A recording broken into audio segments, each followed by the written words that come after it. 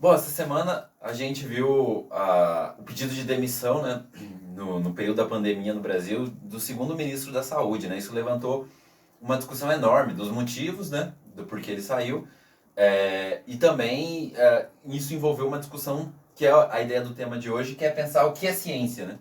Porque, claro, o único argumento não foi esse, mas um deles é de que o ministro, o Nelson Teich, teria pedido demissão porque ele não concordava com o governo ou com o presidente da ideia de usar a cloroquina, né, esse medicamento, no tratamento do coronavírus, porque, segundo ele, ainda não há uma prova científica de que ela funciona e que ele não concordava, então, em divulgar como ministro da Saúde o uso desse medicamento.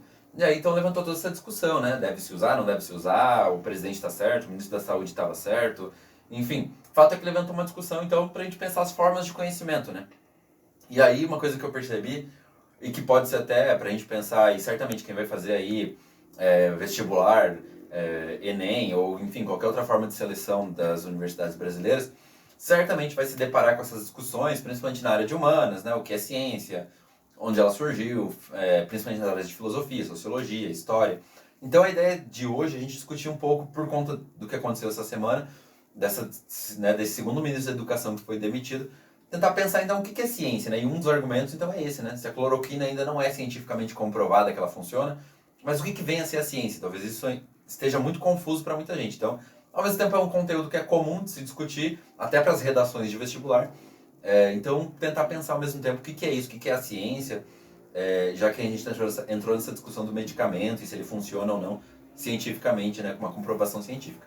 Então, se a gente pensa em ciência, e aí, claro, sempre ressaltando, ela é uma das formas de conhecimento, né? Talvez a gente pode fazer depois outros vídeos para pensar outras formas de conhecimento. Mas a forma de conhecimento dominante da vida moderna, a gente poderia dizer que é o conhecimento científico, né? Então, o que é a ciência? No sentido que a gente conhece hoje, o cara que é considerado aquele que fundou, digamos assim, a ideia de ciência que a gente conhece hoje, é um filósofo chamado Francis Bacon, né? Então, e aí isso é curioso também, né? Porque a filosofia, por exemplo, não é considerada uma ciência, mas o cara que fundou aí talvez a teoria, digamos, principal, ou que deu início, um pontapé para a gente pensar o que é ciência até os dias de hoje, é um filósofo, né? Depois talvez eu vou talvez esclarecendo por que a filosofia, por exemplo, não é hoje considerada uma ciência, mas é uma forma de conhecimento um pouco diferente, né? Então, lá no século XVII, esse cara chamado, um inglês chamado Francis Bacon, né, criou uma das ideias, ou desenvolveu um dos pensamentos que dão base até hoje porque a gente acredita como ciência em todas as áreas, né, desde as ciências humanas até as ciências naturais, exatas em geral, usam mais ou menos, claro que hoje tem adaptações, tem discussões, depois surgiram outros teóricos de ciência, e até hoje isso é discutido, o que é ciência, quais são os padrões que ela adota. Mas, enfim, a gente vai tomar aqui um paradigma, então, a partir do Francis Bacon, no século XVII. Claro, muitos também podem questionar. Isso eu sempre falo para os alunos na aula, né? O nosso modelo de ciência, ele é muito construído, em todas as áreas, das humanas, das exatas, ele é muito pautado no modelo europeu, né? Então, não é à toa que a gente está falando aqui de um inglês do século XVII.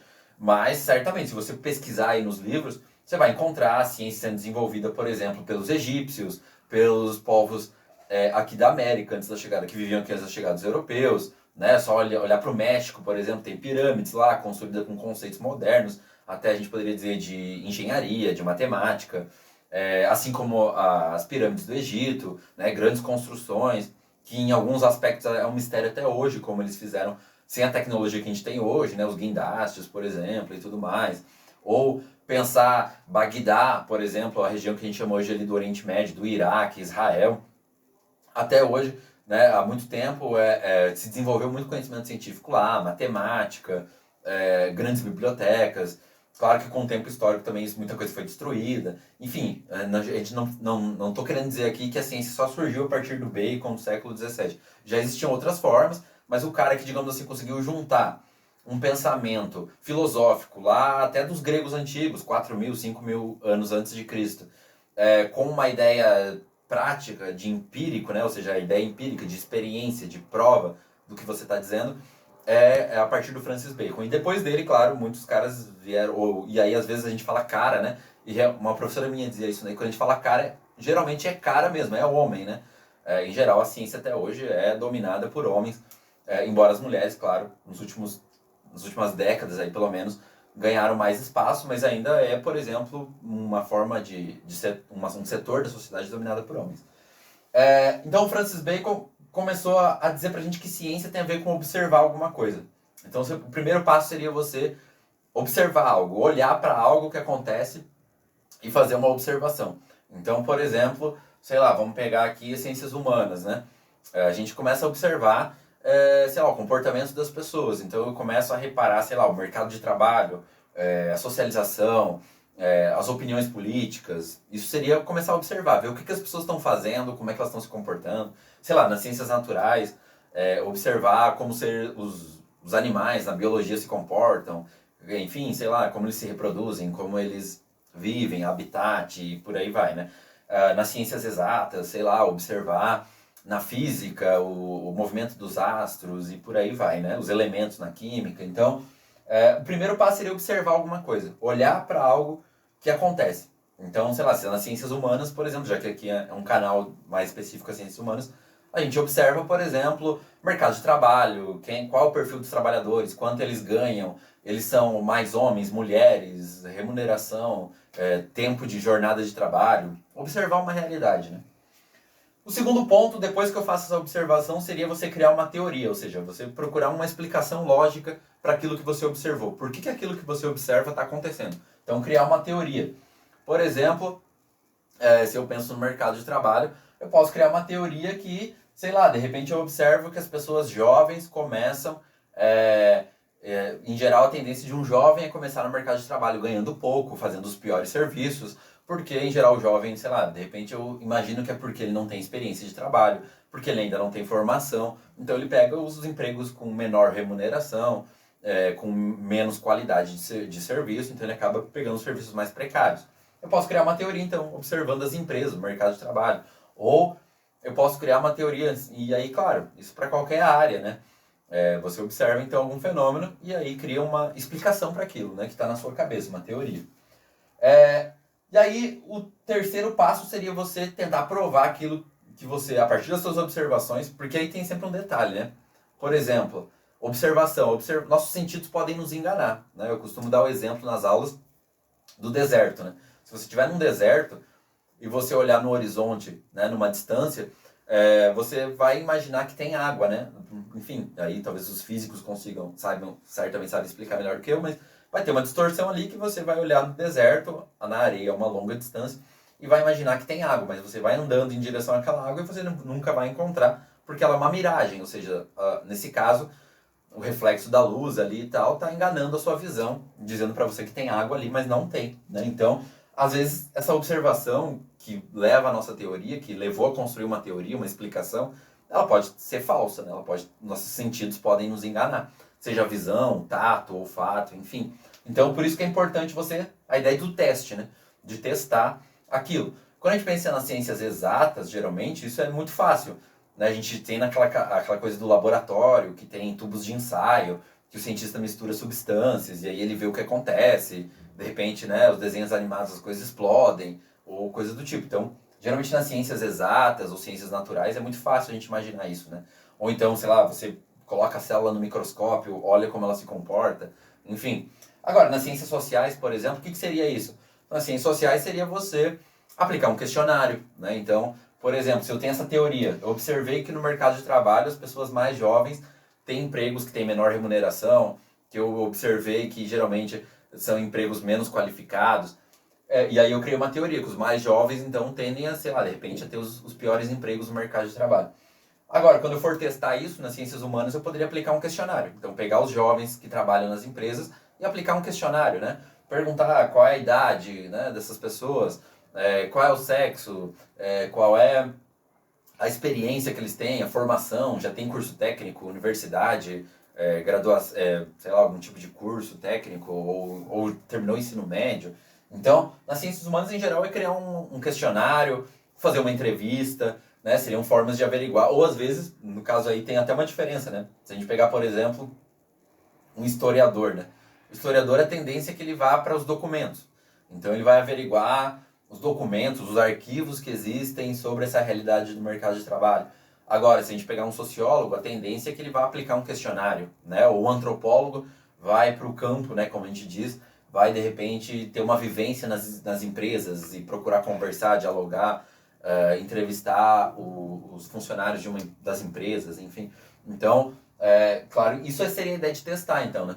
A ideia do Bacon de que você precisa testar, então, a partir da construção das teorias. E aqui que muda o que eu tinha falado lá no início do vídeo, né? Por que a filosofia, em grande parte, hoje não é considerada uma ciência? Porque, e aí a gente pega até os primeiros filósofos lá, sei lá, o Aristóteles e Platão, boa parte do que eles faziam não é considerada ciência porque não tinha justamente essa parte aqui, né? Não tinha teste. Eles não experimentavam a realidade e faziam um teste para ver se de fato aquela teoria se sustentava.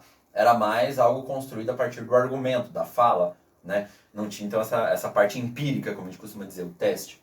Então, isso é fundamental na ciência moderna. A partir do Bacon se criou essa noção então de que a ciência não é só observar, criar uma teoria com argumentos. Você precisa, com raciocínio lógico, né? Você precisa testar para ver se aquilo de fato para em pé, né? Se aquilo se sustenta. E aí, fazendo os testes, por último, geralmente, a ciência é construída pela revisão dos pares, né? O que seria isso? Por exemplo, eu tenho mestrado. Quando eu fiz o mestrado, o que é o mestrado, né? De repente alguém não sabe. Mestrado nada mais é do que um curso que você tem 2 anos para apresentar o resultado de uma pesquisa.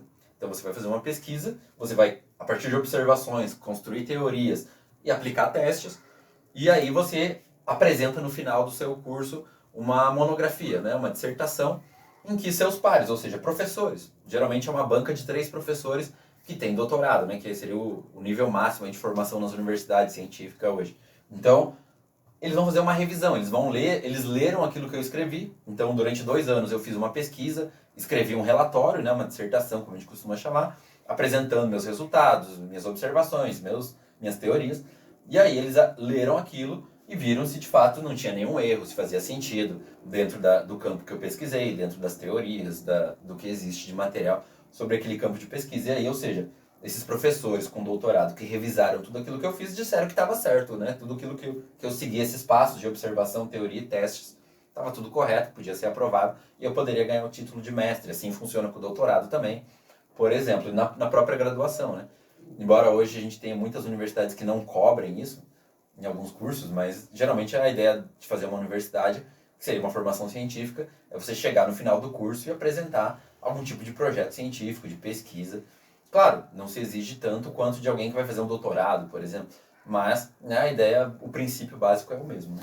Então, não basta você fazer tudo isso, ainda você precisa que aquelas pessoas, né, que são do seu meio de pesquisa ali, leiam o que você produziu e vejam e concordam se aquilo que você escreveu faz sentido, se está correto, todos os seus procedimentos. Eles te questionam, claro, em geral, né, vão te questionar, vão te colocar questões para você procurar responder e melhorar até, se for possível, a sua pesquisa. Então, a ideia de ciência que a gente tem hoje, e aí entrando nesse debate que a gente está sobre a cloroquina, por exemplo, seria isso, né? Quando o ministro diz, o Taish ou o Mandetta, né, que estava antes dele também, de que a cloroquina ainda não tem uma prova de que ela funciona, é porque ela não passou, digamos assim, por esses testes, né? Ela não passou pela observação, pela teoria. Hoje talvez a gente pode dizer que ela está no campo da teoria, né? Alguns médicos observaram que talvez a cloroquina, pelo efeito que ela tem com outras doenças, poderia funcionar.